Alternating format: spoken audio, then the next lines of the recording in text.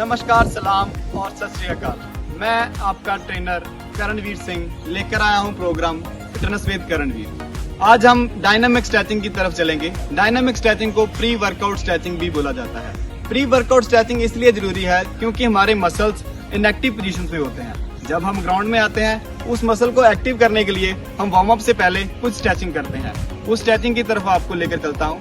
First exercise कुछ ऐसे हो। पहले हम अपने आर्म्स को जोड़ेंगे ऐसे और अपने थंब को अपने चिन के नीचे लगाएंगे और चिन को थोड़ा थोड़ा ऊपर लेकर जाते हुए अपनी नेक को स्ट्रेचिंग करेंगे और ऐसे ही आराम से नीचे नीचे आएंगे। नेक्स्ट एक्सरसाइज है सेम ऐसे ही। हम जैसे पीछे को अपनी नेक को लेकर गए थे, आगे को ऐसे ही फ्लेक्स करना है।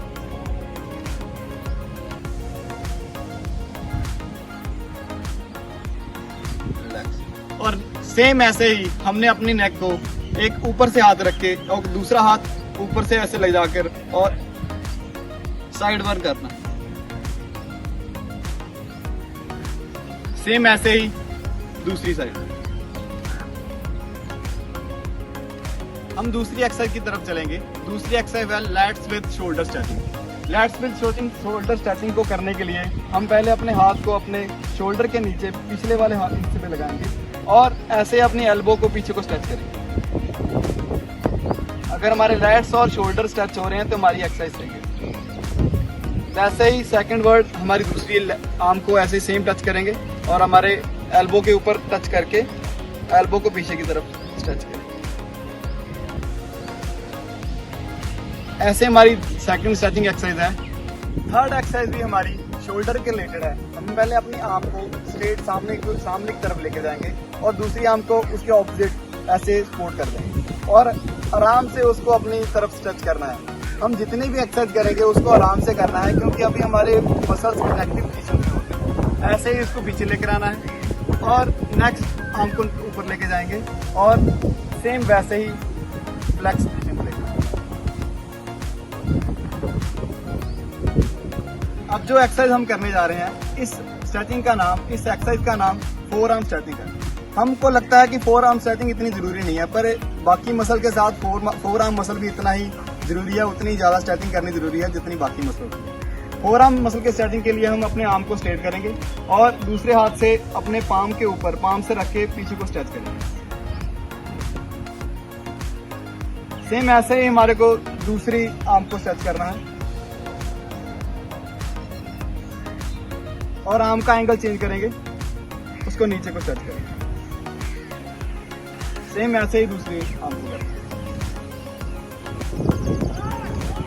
नेक्स्ट एक्सरसाइज हम करने जा रहे हैं जिसको बोलते हैं ट्रंक स्ट्रेचिंग। ट्रंक स्ट्रेचिंग के लिए हमने अपने एक हाथ को अपने लेफ्ट हैंड को हिप के पास लेकर जाना है और दूसरे हाथ को ऊपर की तरफ स्ट्रेच करना है। ऐसे ही स्लोली अपनी बॉडी को पीछे लेकर जाना है।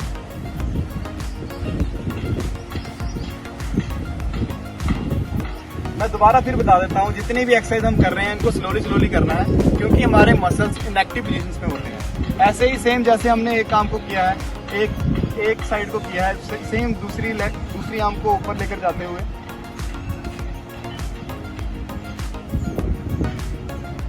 बॉडी की कर्व बनानी है। ऐसे हमारी ट्रंक की स्ट्रेचिंग होती है।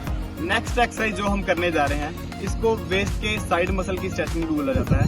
इसको करने के लिए हमने अपने पाँव को, अपने फुट को, अपने फीट्स को शोल्डर के पैरेलल खोल लेना है और अपने आर्म को वेस्ट के ऊपर रख लेना है और एक आर्म को ऊपर लेकर जाएंगे और वेस्ट को ऐसे ही साइड आवर स्ट्रेच करना है।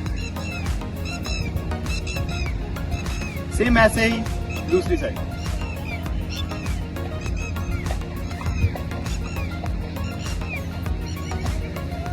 नेक्स्ट एक्सरसाइज है जो हम ऐसे ही बैक की स्ट्रेचिंग करेंगे।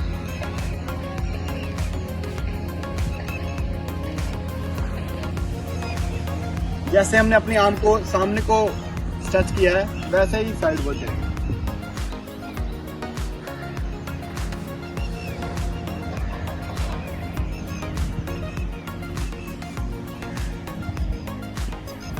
इसके साथ ही हमारी वेस्ट की स्ट्रेचिंग कंप्लीट होती है और नेक्स्ट एक्सरसाइज के लिए चलते हैं। दोस्तों मैं नेक्स्ट एक्सरसाइज करने जा रहा हूँ। इसको काफ विद हैमस्ट्रिंग मसल स्ट्रेचिंग बोलते हैं। इसको करने के लिए पहले हमने अपनी बॉडी को स्ट्रेट खड़े कर लेना है और आर्म्स को नीचे से ऊपर को आराम से लेके जाना है और अपनी लेफ्ट लेग को पीछे लेके जाएंगे और स्लोली बॉडी को नीचे लेके जाएंगे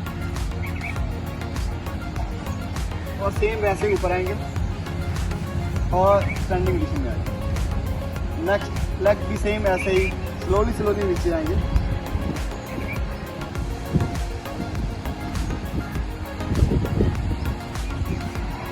ये हमारे हैमस्ट्रिंग मसल और काफ मसल की।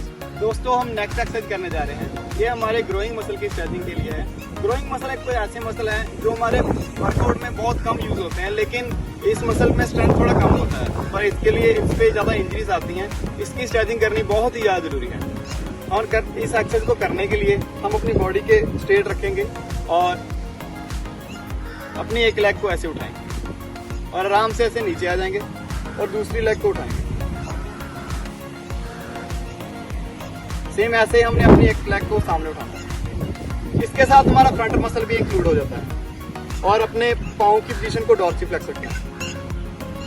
सेम ऐसे ही नेक्स्ट लेग करेंगे। हम जो करने जा रहे हैं ये हमारे ग्लॉटिस और स्लोटिस मसल के साथ इंक्लूड है। ग्लॉटिस मसल को स्ट्रेच करने के लिए इसको वार्म करने से पहले हम कुछ ऐसे अपने पाँव को उठाते हैं और इसको ऊपर से सामने को लेकर आएंगे। सेम ऐसे ही ग्लॉटियस के लिए नेक्स्ट लेग को ऐसे उठाएंगे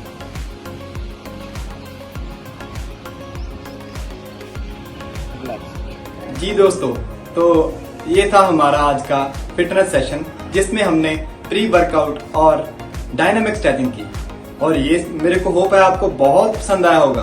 और ये एक्सरसाइज हमारी बॉडी के लिए बहुत ही ज्यादा जरूरी है क्योंकि ये हमारे को इंजरीज से बचाती है। चलो दोस्तों, मिलते हैं नेक्स्ट सेशन में। Have a nice day.